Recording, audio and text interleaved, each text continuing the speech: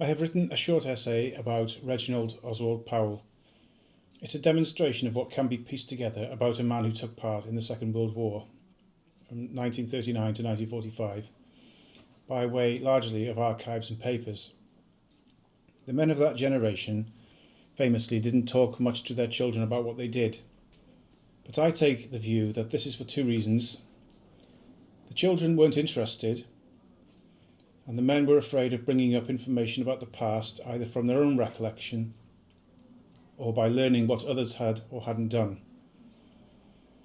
This particular man died a few months before I was born, and I was left his military pocket watch by his wife as an inheritance.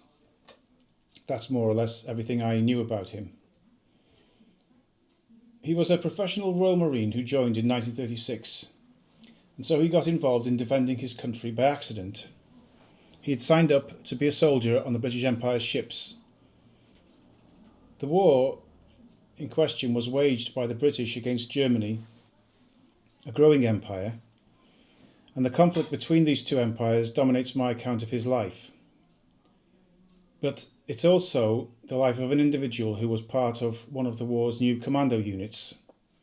That is, my essay might have some interest because Powell's Commando unit fought in campaigns alongside that of Paddy Mayne, and in those types of adventure which always inspire a bit of admiration and which have been celebrated in recent TV dramas. Powell also happens to be my paternal grandfather, which is why I have a personal interest in him. My aim is to be brief and to present all the information pertaining directly to him which I have to hand, respecting the larger events he was part of. I intend to write down only the most obvious things about those events. One could get involved in a description of the war itself, but that would be beyond the scope of this little essay. Reginald Oswald Powell was born on the 18th of July 1916 in South Wales.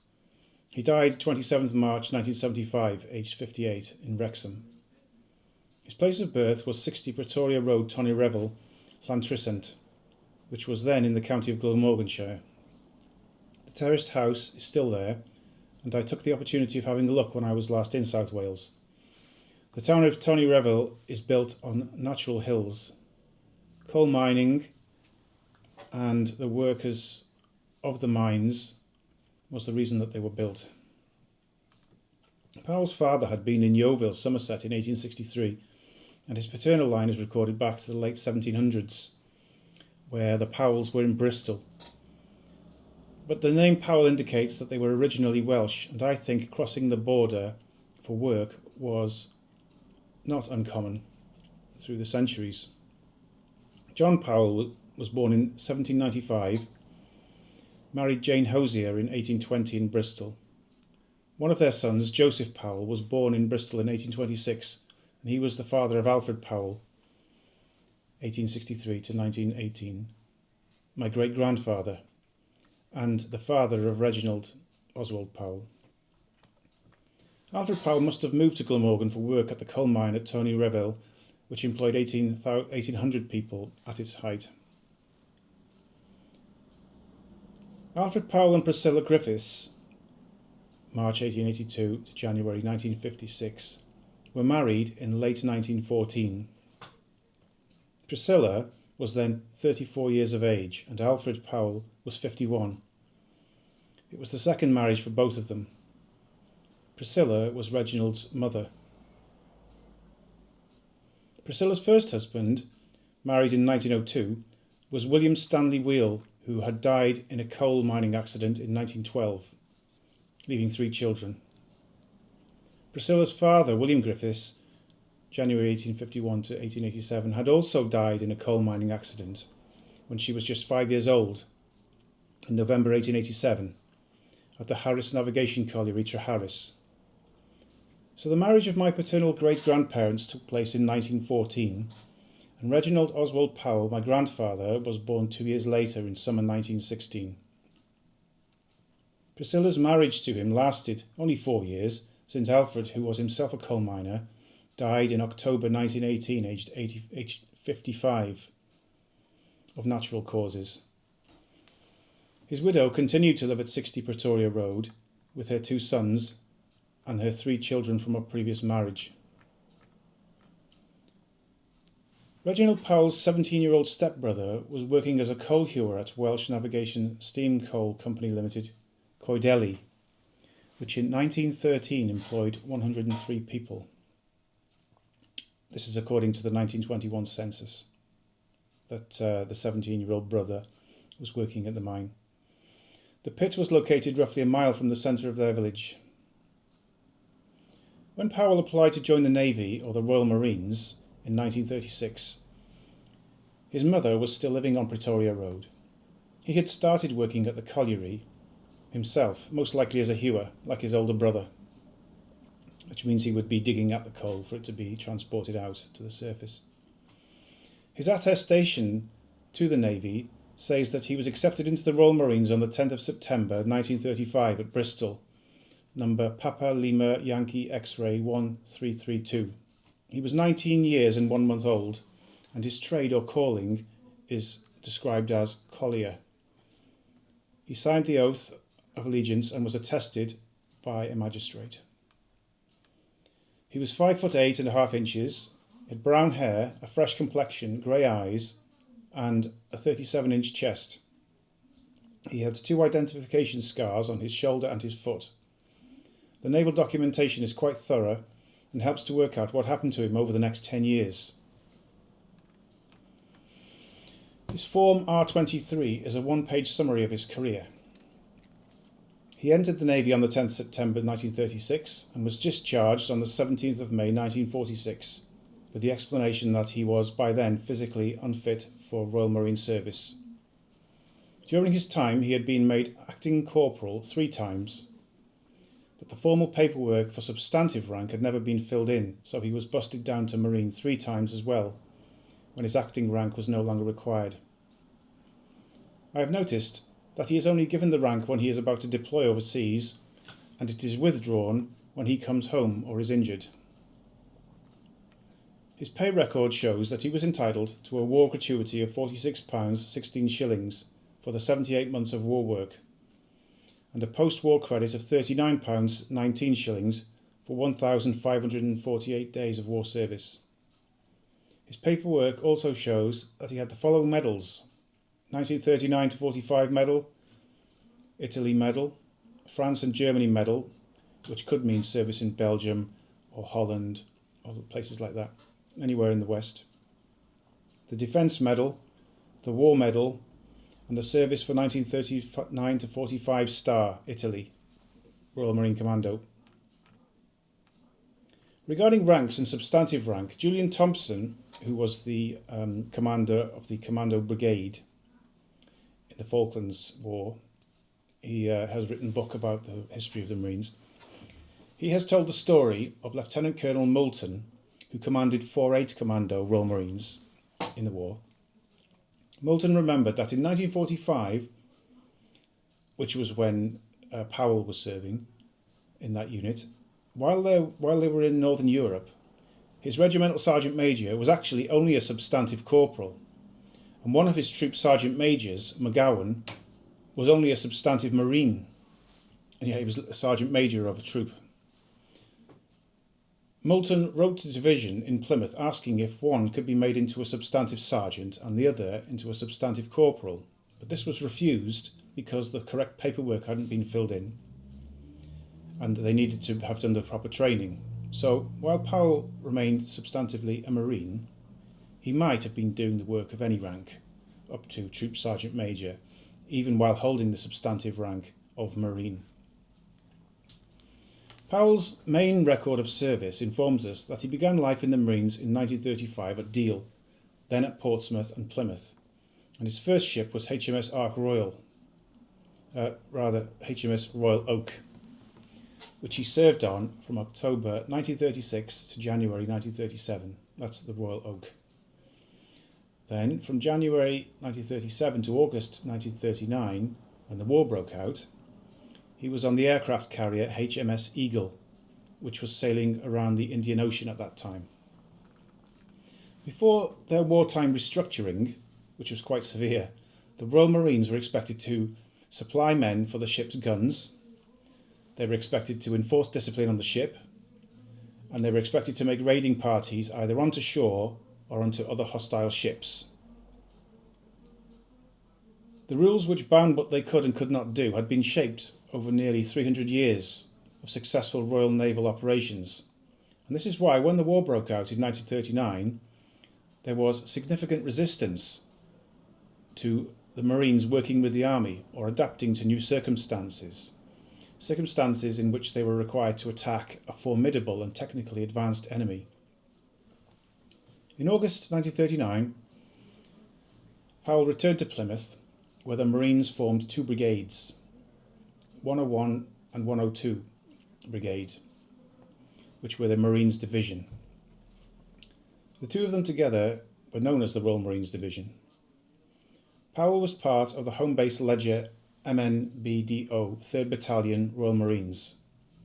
At that time, there were roughly 4,500 Marines spread across various ships which operated around the globe in 6 battalions. The traditional idea of using Marines in war was that they would make temporary raids on inland ports on behalf of the Navy. So for the first 3 years of the war, there was hardly any use for this kind of activity or this kind of unit, and the Admiralty stubbornly withheld them from any other activity other than homeland defence, as we'll see. Powell's record shows that he was attached to 21st Anti-Aircraft Battery and designated for homeland defence.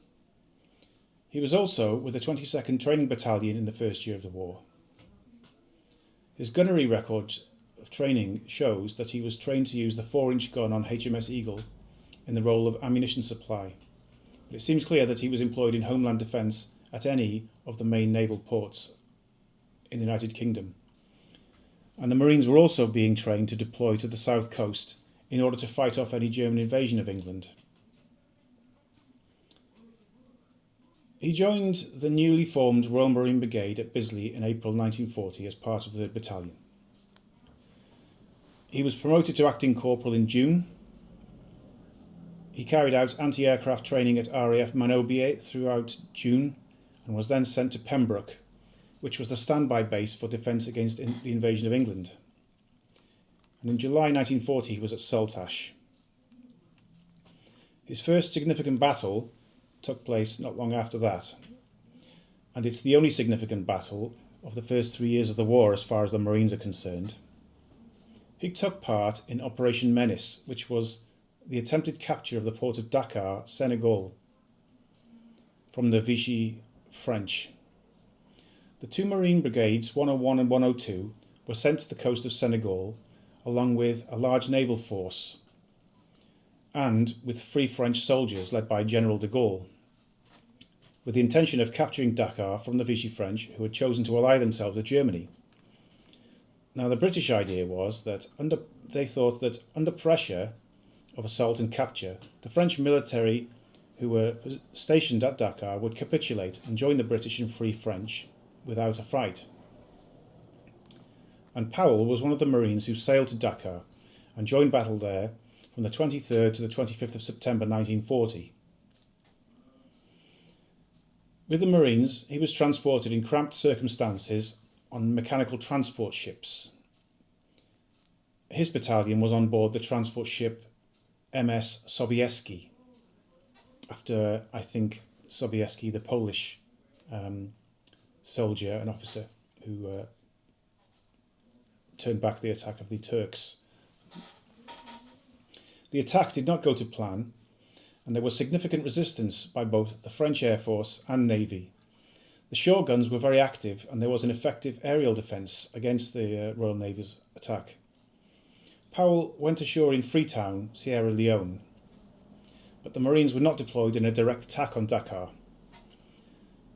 They would have done so by means of their landing craft, which they had brought with them, which were, by the way, in insufficient numbers for the whole division to have assaulted. Operational Command, seeing that air and sea pressure would not be enough to overwhelm the French, and that a beach assault would be necessary, judged that it would be improper to allow the world to see British soldiers fighting against French soldiers on the beach. In addition, there was thick fog during the 3 days of the attack, and resistance against the Marines would have been stiff. At some point during the operation, Powell fell ill or was injured. I don't know which. Injury is most likely, but sickness is not impossible. Evelyn Waugh wrote his comic novel Men at Arms about Operation Menace. Waugh served as a Marine officer and was at Freetown when Powell was there. He records that one of his friends fell ill and died during the operation from a sickness rather than from an injury. It looks to me as if the entire division of Marines was sent to Senegal, that is 4,500 men, and that they were to be used as ground assault troops. 102 Brigade, with which Powell served in that operation, only returned to Scotland in February 1941. It had remained in Freetown from the September to January 1941. And his casualty and service form, Bravo 103, says that he left England in late August 1940 and returned 22nd February 1941. And this exactly mirrors the official account of the operation. On his return, he was hospitalised in Glasgow and discharged from hospital 3 days later on the 25th of February 1941. It might be possible that he was injured while away and had been in the care of medics, or that he had fallen ill of the sickness which often afflicts armies. For a reason unknown, Powell was readmitted to hospital in March 1941 as well in Scotland, which is a month later. It's not clear why the reports don't give that kind of information. This failure to launch an amphibious assault into enemy territory was the second such failure, the other being the attack on Norway in 1940. After Dakar, the Prime Minister, Winston Churchill, began to take an interest in commando units and raiding parties, which he wanted to see used inside enemy territory. It brings to mind the scene from Inglourious Basterds, which was directed by Quentin Tarantino, where the Royal Marine officer is personally presented to Winston Churchill, who's sat drinking whiskey and smoking a cigar, and they have a personal conversation, and Winston Churchill nods as if to say, this commando raid inside Germany can go ahead. It seems unrealistic as presented in the film. However, Churchill did have a personal interest in commando raids and operations, and he pressed for them inside Parliament and elsewhere to be used as soon as possible. The term commando was a Boer word, and the British had learned this word when they noticed the effective irregular method of fighting which the Boers carried out against them in South Africa. Churchill liked the idea of making raids on German territory, even while a larger force was not available or while one was being put together. And in 1942, a year after Dakar, he was still asking after the progress of his commando units. We can see why Powell effectively did little between April 1941 and July 1943. Over nearly 2 years or 18 months, the only significant record of activity is that he was busted to Marine in August 1942 and then promoted back again to acting corporal in November of that year. In the meantime, the Royal Marines had not made serious efforts to deploy as commando units, as the Prime Minister had ordered that they should do. Churchill wrote to General Ismay for the COS Committee on the 3rd of June 1942, saying, "I have heard nothing of the Royal Marine Division since the Royal Marine Brigades went with the Dakar expedition. What are the plans for its employment? Is it to be used in sledgehammer or roundup?" Which were the plans for the invasion of Northwest Europe. "If not, might we offer the Royal Marines Division to General Wavell? There should be good opportunities for well-trained, lightly equipped amphibious troops in his area in the near future." I've got a feeling Wavell was then in North Africa. I am now quoting loosely from Julian Thompson's book. He says, "But another year from mid-1942 was to pass before the Royal Marine Division was settled, and it had suffered years of frustration already. Huge numbers of men and officers were tied up in the two MNBDOs, or Mobile Base Defence Organisations, which were still being used for the defence of ports around the world, in North Africa and Asia, and at home. They were carrying out no offensive actions against the enemy whatsoever. In early 1943, Mountbatten told the Marines that the Royal Marine Division must convert its battalions to commandos or else face total oblivion. So he threatened them that they better get their act together or they would simply be disbanded and the Navy would have no soldiers. The decision was made to break the division into commandos, therefore, on the one hand, and into landing craft operators on the other. These landing craft operators would be required for the invasion of Europe, which would happen sooner or later. So the Royal Marines Division, which we'd seen in operation in Dakar, was disbanded in July 1943, and each of its 6 battalions were converted into Royal Marine Commando units. The Army, which was also forming commando units, at first dismissed these new commandos from the Navy as useless. They were nearly 5,000 men who had no commando or close quarter fighting experience, it was said by Brigadier Lord Lovat. But the plan was to use these new commando units as shock troops, even though they had no battle experience. Powell's 3rd Battalion was converted into No. 44 Commando in July 1943. But the process of transmission meant that the final commando units were composed of volunteers. It was not simply a transformation of one into the other. There's a couple of reasons for this. Firstly, any member of the new commando had to pass a rigorous selection training course. And second, because the commando units were typically half the size of a standard battalion, the men were also offered the choice of going elsewhere and leaving. There was also opportunity for people to volunteer from outside the Marines.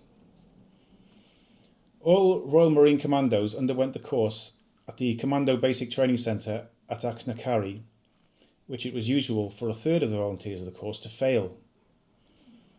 So, little by little, a battalion of 500 had to be whittled down to 250 men, which would be the proper number in a commando. The Navy had insisted that it provide 6 of these small and elite battalions, and the Army had committed to provide a similar number. The plan was to use them interchangeably, or side by side. The commandos of the combined Navy and Army were at first led by a Royal Marine officer, Major General Sturgis. So, Powell joined 4-4 Commando on the 1st of August 1943 and stayed there until the 9th of March 1944, according to his R23 form. Between those months, he was with 4-1 Commando in the south of Italy at Salerno, in the wake of Operation Baytown and Operation Avalanche, which took place in September 43. And unusually, he was also with 4-0 Commando around Termoli, involved in Operation Devon on the east coast of Italy. He was part of both of these significant operations, which are considered to be Royal Marine battle honours. But strictly speaking, I think that he arrived just after each one of them had been at their most intense. It's also apparent that he was injured twice during this period in Italy, and that when he went back to the UK, he did so with his commando on the dates on which the whole unit moved. He left the UK as a corporal of 4-1 Commando on the 16th of August. He arrived and disembarked at Algeria on the 25th of that month. Probably some training took place there.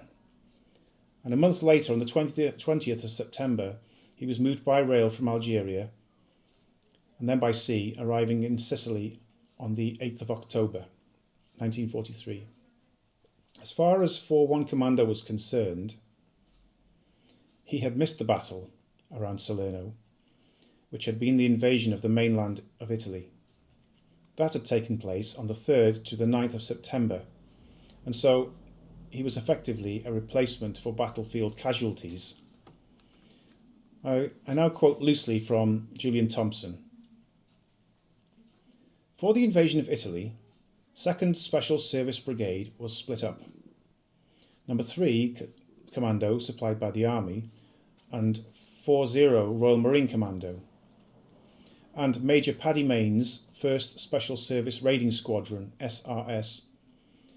Each of these were allocated to Operation Baytown, which is the crossing of the Strait of Messina to the toe of Italy by Lieutenant Colonel General Dempsey's British 13th Corps. Meanwhile, Number 2 Army Commando and 4-1 Royal Marine Commando were to operate under the command of British 10 Corps, which formed part of the US 5th Army under Lieutenant General Mark Clark, for Operation Avalanche, which was the assault on Salerno. Powell arrived in Sicily on the 8th of October. By that time, both commandos, 40 and 41, had been sent back to Sicily on the 18th of September, after 9 days of almost continuous fighting. Both were reduced to about half strength. Each commando was around 300 men when at full strength. They had held their beachheads and attained their objectives on time. 4-1 Commando's losses at Salerno were around 50%, 49 dead, 150 wounded. Out of 27 officers, 21 were dead or wounded, which is nearly 80%. Powell arrived on the 8th of October and joined 4-1 Commando, which was in that condition. Salerno in September 1943 was a particularly fierce engagement. 4-1 Royal Marine Commando landed at Salerno and faced intense German resistance, suffering heavy losses, including their second-in-command and most troop commanders. Afterward, the commando advanced into Italy. After Salerno, they continued fighting up the Italian peninsula, experiencing house-to-house combat in towns like Campobasso and Ortona. Powell was injured in October 1941 as part of 4-1 Commando. He was in 66 General Hospital on October the 24th, 1943, and was discharged back to his unit on the 2nd of November. He had been in the field for 3 weeks before his hospitalisation. When he sailed back to the UK, Powell was transferred to 40 on the 13th of November and continued.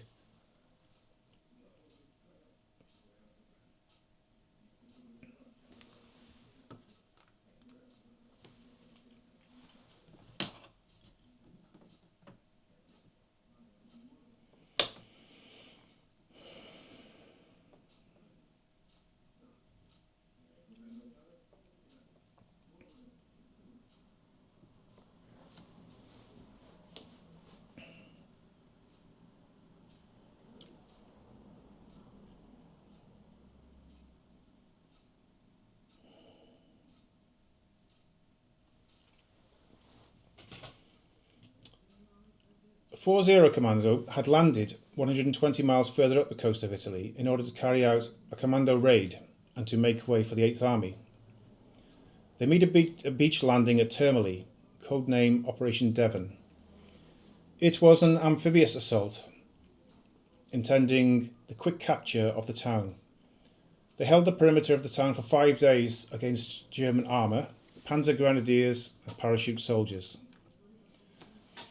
While serving with 40, Powell was sent to 70 General Hospital on the 20th of November 1943. 70 General Hospital was in Italy after September. He was transferred to 83 General Hospital from 70, on the 21st of November. In November 1943, 83 General Hospital was in Caserta, southern mainland Italy. He returned to 40 Commando from hospital on the 12th of December, probably serving in 40 at this time, and going across the Garigliano River, making raids and so on. General work behind enemy lines. However, Powell once again missed the intensity of the engagement at its height. On the early hours of October the 3rd, and if we remember, he arrived with that unit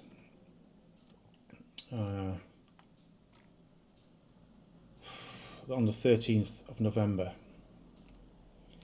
and he arrived on the 13th and was in hospital within a week on the 20th. Anyway, only getting out of hospital on the 12th.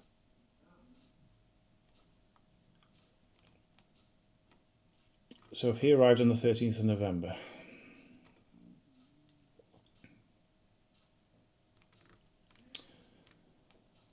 he had once again missed the engagement at the height of its intensity. Early hours of October, a month before he arrived, 40 Commando was involved in the capture of the strategically important port of Termoli, north of the Biferno River, with the aim of unhinging German defences. Number 3 Army Commando and Number 40 Royal Marines and elements of the Special Raiding Squadron worked together again. Commandos landed behind enemy lines and achieved complete surprise, capturing German officers in their pyjamas, it was said. They fought intense close quarters battles against German paratroopers or Fallschirmjäger. The Commandos held the town against strong German counterattacks from the 16th Panzer Division until reinforcing British 8th Army troops arrived on October the 6th, forcing a German retreat. It was a significant tactical victory, demonstrating commando capabilities and establishing a vital foothold on the Adriatic coast. By November, the Commando was operating in Italy, having moved to Molfetta via Manfredonia from Termoli in October. In the subsequent months, when Powell was there, they were engaged in ferocious fighting in the area of the river Garigliano and Monte Ornito. In December 1943, 40 Commando was trucked across the Apennines to Castellammare on the western side of Italy, because the previous fighting was on the east. It was then put under an army command. I think Powell was with 40 Commando from the 12th of December 1943 to the 23rd of January 1944. It is because we've already said that he was injured in that commando, went to hospital for a couple of weeks, and then was released from hospital on the 12th. So he remained with them from the 12th of December to the 23rd of January 1944. The unit crossed the river Garigliano in assault boats at 20:30 hours on 17th January 1944. Prior to that, and after, they engaged in typical tasks, which Julian Thompson lists as follows. The commando tasks were to exploit beyond the objectives of the leading infantry battalions, penetrate the German positions, attack communications, and cause as much mayhem as possible. The country was broken with hills, mountains, ravines, gullies, and fast-flowing rivers swollen with winter rain. Extensive German demolition work had destroyed or mined the roads, the railways, tunnels and bridges of the area.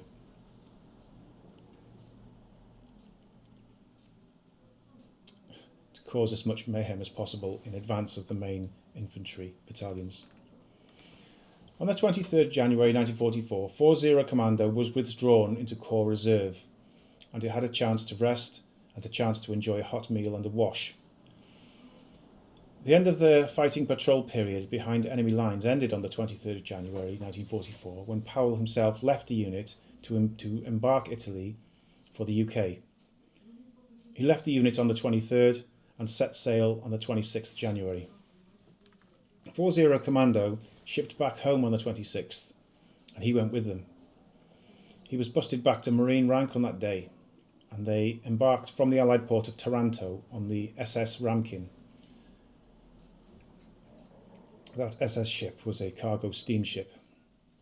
He disembarked from the UK on the 10th of February 1944. I happen to know that he must have got to know my 9 at this time, because although the two of them were not married, they had a child together in October of that year, which is 9 months later. And this means that February 1944 was a significant time for them both. While my father was born 12 years later, their first son must have been conceived on Powell's return from Italy. The Marines Training Centre, or the Holding Operations Commando, HOC, was at Hermitage Camp in Wrexham. And I must conclude that my grandparents met each other before or after his time in Italy, at Wrexham, where the Marines were trained and where they were held while waiting deployment. The two of them were only married in July 1946. I hesitate to say that they may have met each other and conceived their first child almost immediately.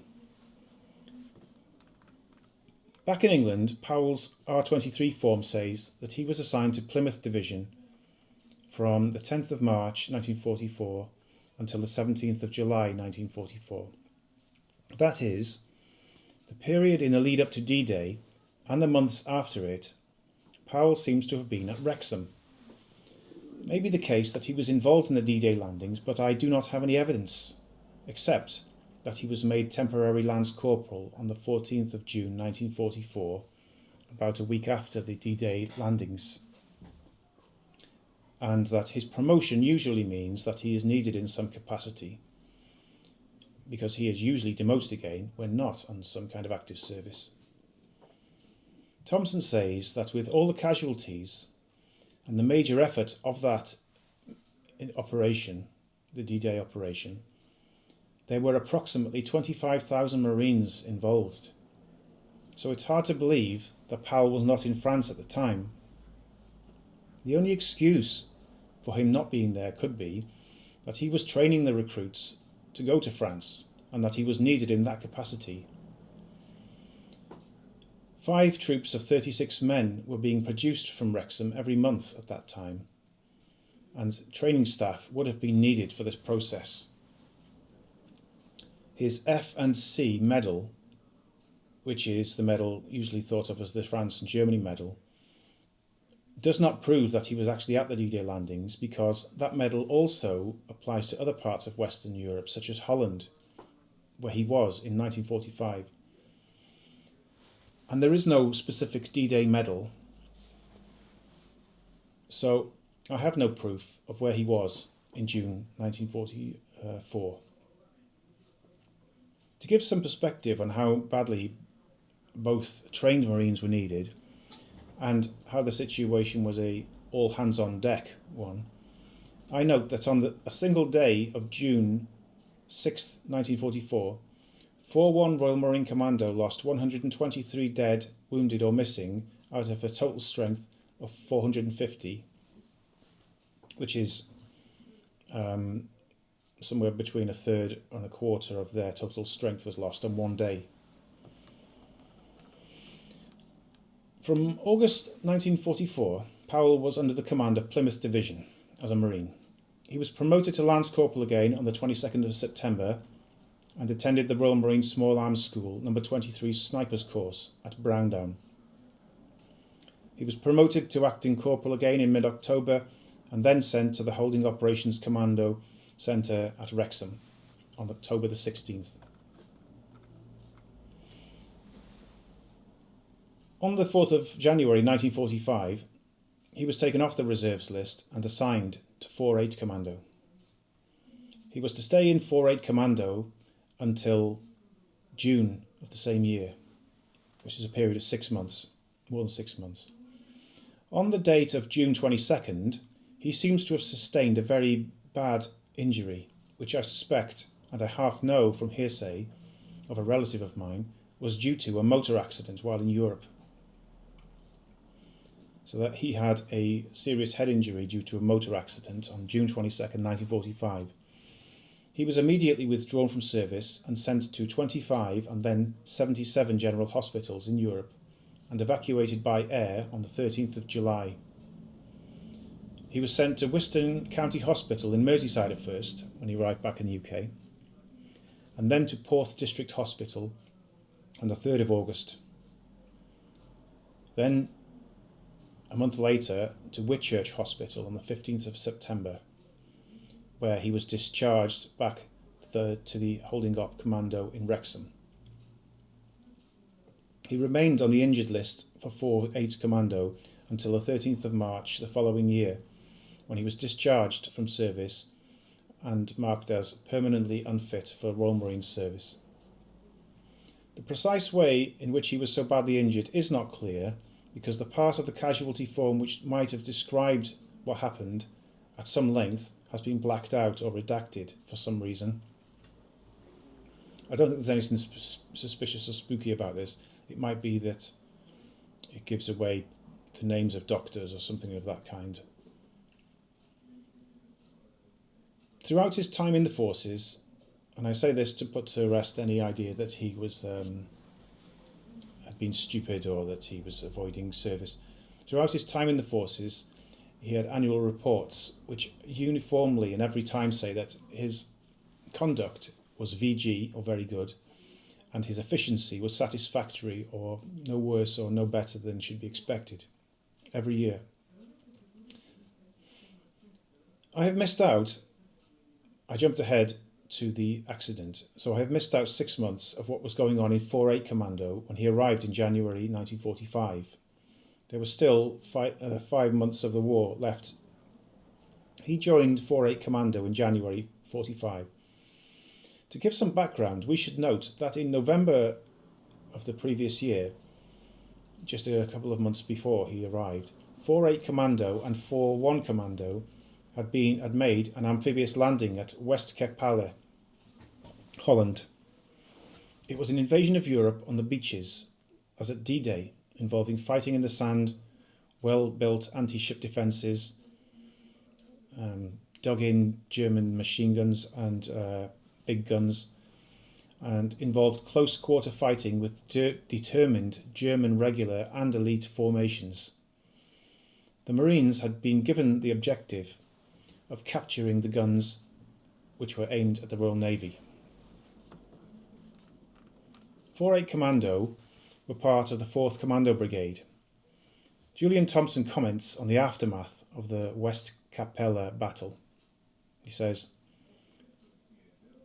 "The brigade was to spend the remainder of the war in Holland, for the first in the area of the Eastern Scheldt, and then on the River Maas. They were not idle, being involved in many brushes with the enemy on raids, patrols and minor actions, but it seems a waste of such a well-trained, battle-experienced troops to use them in this way, rather than in operations to cross the Rhine and to advance in the Baltic." What he is saying is that the 4-8 Commando, having landed in Holland and made their way to their objective successfully, were then not used to advance for the next 6 months. They were held in that area, having sporadic contact with the Germans. So that's what Powell did for the final 5 months of the war. He would probably have been expected to continue to serve in the Royal Marines after 1946, but he had suffered what I know to have been a severe head injury in Holland, which rendered him unfit for further use in the Marines. He was married in July 1946, having been discharged, and he and his wife, my 9, are recorded as living on Henry Street in Mountain Ash in the Rhondda Cynon Taf area in 1949. I imagine that Powell took his wife and son back to his hometown, and that he found employment in the coal industry again. But they ended up moving back to North Wales eventually, where 9's family were living. That is where my father was brought up and where he met my mother. Reginald Oswald Powell died of a cerebral hemorrhage 3 months after the couple were married and 6 months before my birth.